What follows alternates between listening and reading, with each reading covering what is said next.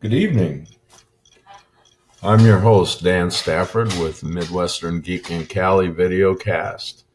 Videocasting from 42 TARDIS Way, somewhere within a mile of the classic, cool subdivision of Starlight Ridge in lovely Temecula, California, summer's winter home. This evening, I want to talk a little bit about a story that came up on futurism.com. It's called Scientists Are Exploring a Link Between Our Minds and the Quantum World. This is episode 43 of Midwestern Geek in Cali. Myself being the Midwestern Geek who moved to Cali about 3 years ago. This is an interesting story from multiple perspectives. It's been a theory of mine for a while now that the human brain is a form of quantum computer. Now, our technologists / research labs in supercomputing and high-end computer labs are trying to build quantum computers at this point in time. They've actually got some very rudimentary ones working. It's kind of like the old ENIAC, if you remember that far back, in terms of, well, let's put it this way for younger viewers / listeners.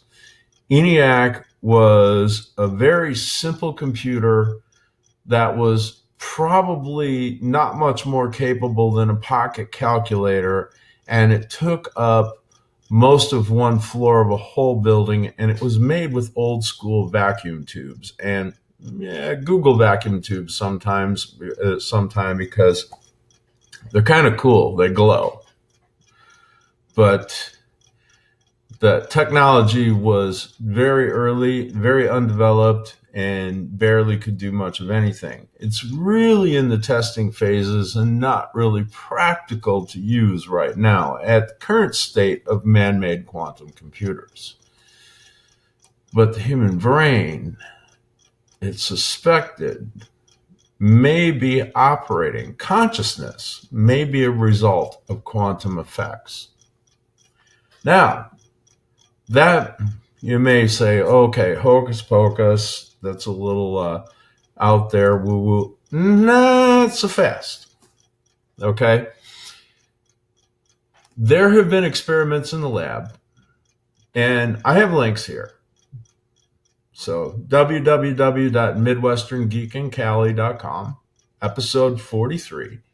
Go to the show notes. There's several links.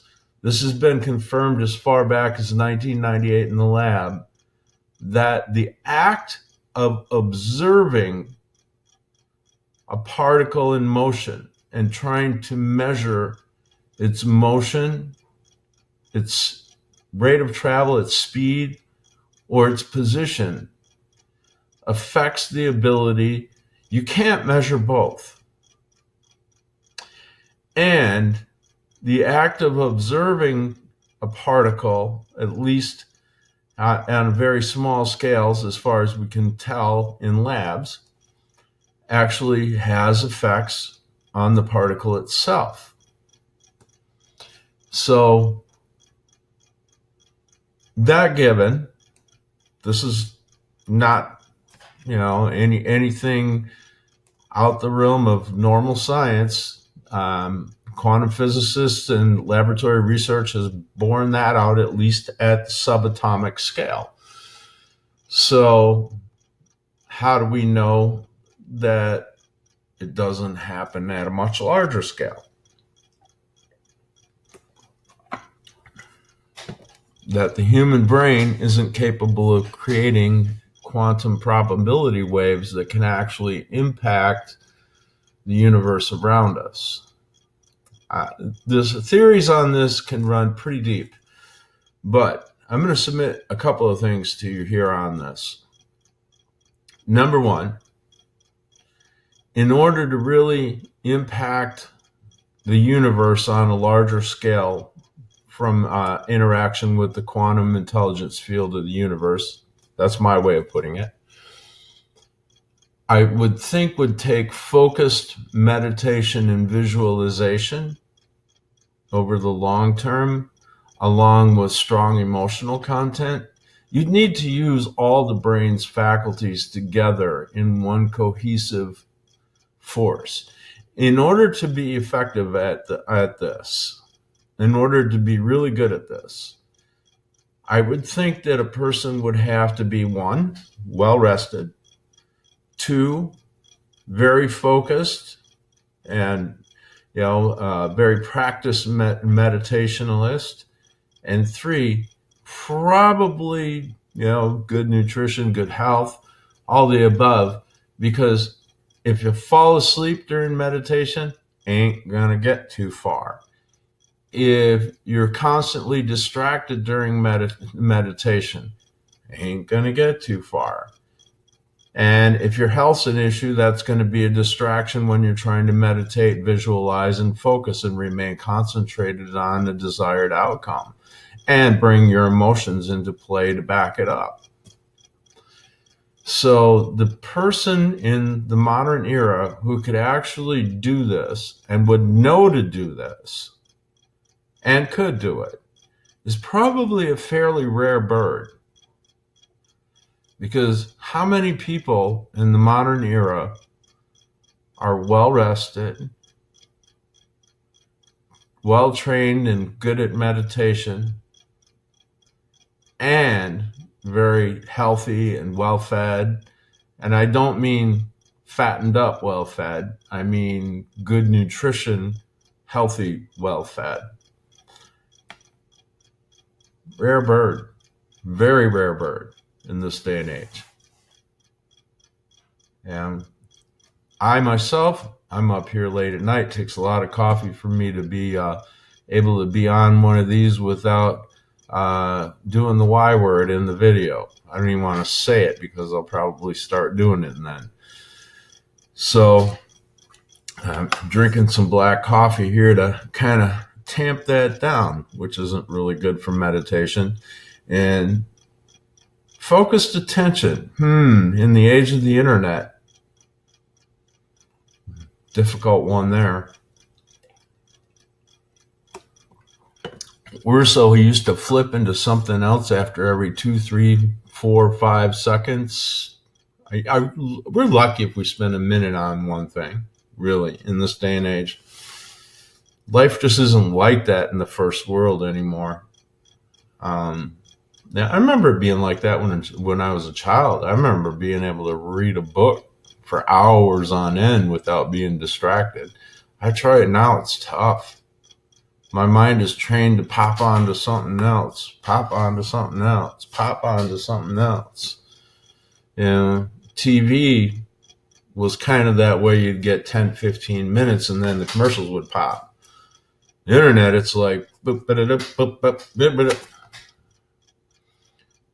I remember summer days where it was just like hours and hours and hours reading a book, and it was like I was watching a movie in my head. Of course, the trick with that is, although that's akin to the type of meditation that I'm talking about, with reading a book, I'm seeing.